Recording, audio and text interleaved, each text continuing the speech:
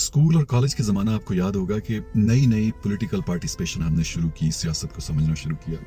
तो हम सब बड़ा हैरान होते थे कि ये जो वेस्टर्न कंट्रीज़ के प्राइम मिनिस्टर्स होते हैं, प्रेज़िडेंट होते हैं, यार ये क्या क्लास होती है इनकी। एक तो ख़ैर इंग्लिश वो अच्छी बोलते हैं क्योंकि उनकी लैंग्वेज है, लेकिन क्या डिप्लोमेटिक लैंग्वेज यूज़ करते हैं, स्टेट्समैनशिप है, उनके जो इख्तिलाफ़ात भी होते हैं वो इतनी जानदार, शानदार तरीके से करते हैं कि हम सोचते थे कि हमारे पॉलिटिकल लीडर एक दूसरे से बदतमीज़ी करते हैं, लड़ते हैं, ताने मारते रहते हैं, हर वक्त ड्रामा करते रहते हैं।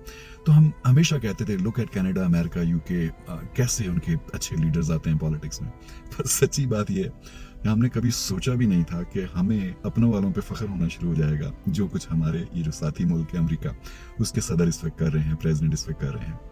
आज एक तो ये है कि वो परसों तरसों से वो टेक्स्ट मैसेजेस उन्होंने कर दिए कि भाई आपने क्योंकि मुझे पीस प्राइज़ नहीं दिया नॉर्वे वालों ने, डेनमार्क वालों ने, तो मैं जो है ना पीस वीस का मुझे कोई ख्याल नहीं है। अच्छा, दूसरा ये है कि एआई जनरेटर जो है ना वो नक्शे रोज़ बना के पिक्चर्स वो सोशल मीडिया पे लगा देते हैं, उसमें कनाडा कभी अमेरिका का हिस्सा बन जाता है, कभी ग्रीनलैंड बन जाता है। अच्छा, इससे भी हट के जो हमारा एक टीनेजर एटीट्यूड होता था ना, जब हम लड़ते थे तो हम एक दूसरे की बातें बताते थे दूसरे दोस्तों को। अब उनकी जो है फ्रांस के प्रेसिडेंट के साथ जो टेक्स्ट मैसेजेस हुए, जो नॉर्वे डेनमार्क के प्रेसिडेंट के साथ जो टेक्स्ट मैसेजेस हुए, जो ईयू की प्रेसिडेंट हैं उनके साथ जो टेक्स्ट मैसेजेस पे बातें हुई हैं, वो सारी डिस्क्लोज कर देते हैं रात को।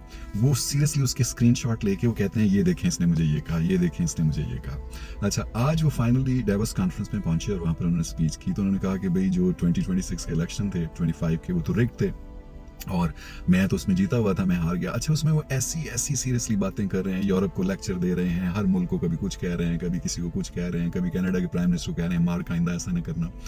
तो अब आपको ये लगता है कि बुरा वक्त किसी पे भी आ सकता है। अच्छा, एक तरफ तो ये है, दूसरी तरफ कनेडियन प्राइम मिनिस्टर को स्टैंडिंग ओवेशन मिला और आउट ऑफ जितने डेवस कॉन्फ्रेंस में दुनिया में लोग थे, मेरा ख्याल है सबसे ज्यादा जिस स्पीच के बारे में रिव्यूज आ रहे हैं, बातें की जा रही हैं, आर्टिकल्स लिखे जा रहे हैं, वो कनेडियन प्राइम मिनिस्टर था। मजे की बात यह है कि उन्होंने बड़ी स्ट्रॉन्ग स्पीच करने के बावजूद बहुत डिप्लोमेटिक लैंग्वेज यूज़ की है। कहीं उन्होंने डोनाल्ड ट्रंप साहब को जो प्रोवोक नहीं किया, कभी ऐसी डायरेक्ट बात नहीं की, पर वो क्या कहते हैं कि सब कुछ कह गए जो वो कहना चाहते थे।